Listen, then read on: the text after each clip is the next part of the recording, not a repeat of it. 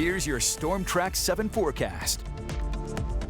Good Wednesday morning to you all. This is Storm Track 7 meteorologist Robbie coming over. We've got cloud coverage approaching from the west. That's ahead of that approaching storm system. But right now, temperatures in the 30s and 40s, making for somewhat of a mild morning in some locations. But we're all in for a pretty mild day today with highs mainly in the middle to upper 60s, even some near 70 across the board today. Again, cloud coverage will be increasing towards a mostly cloudy sky later on this afternoon. Let's show you exactly what we're talking about here. Temperatures warming throughout the morning, even with those increasing clouds. As you can see in the 60s early this afternoon to our mostly cloudy sky, pretty much cloudy later on this evening, some of us nearing 70 degrees in some spots.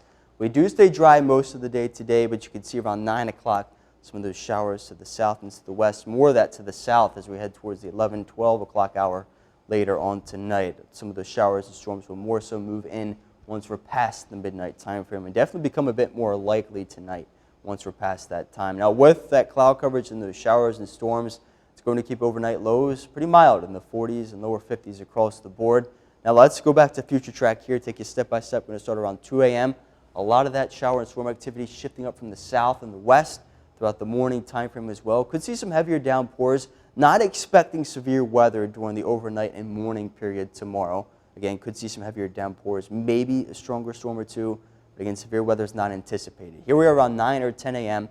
What I want you to notice here is some of those cooler temperatures off to the north, say north of Highway 20, mainly in the 40s. South of there, in the 50s, upper 50s down south of I-80. Depending on where this warm front sets up, could see some lower 60s down to the south. That's where it's more likely that there could be some severe storms that were to develop. North of there, though, looks like mostly generic shower, maybe some general thunderstorm activity, especially with those 40s off to the north. Now, it's just something to keep an eye on. Still some questions where that warm front sets up. The latest trends have that pushing off to the south, which would minimize the severe threat all across eastern Iowa. But we'll keep you updated on that as we move through the rest of the day today. But regardless, we still have this yellow alert day in play for today.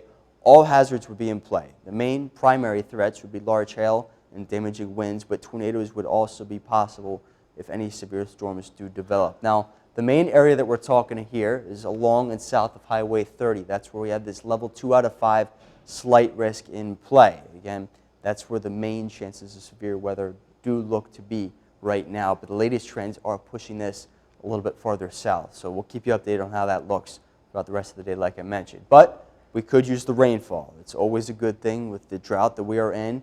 Could see around half an inch, give or take, about a quarter inch from there, of course.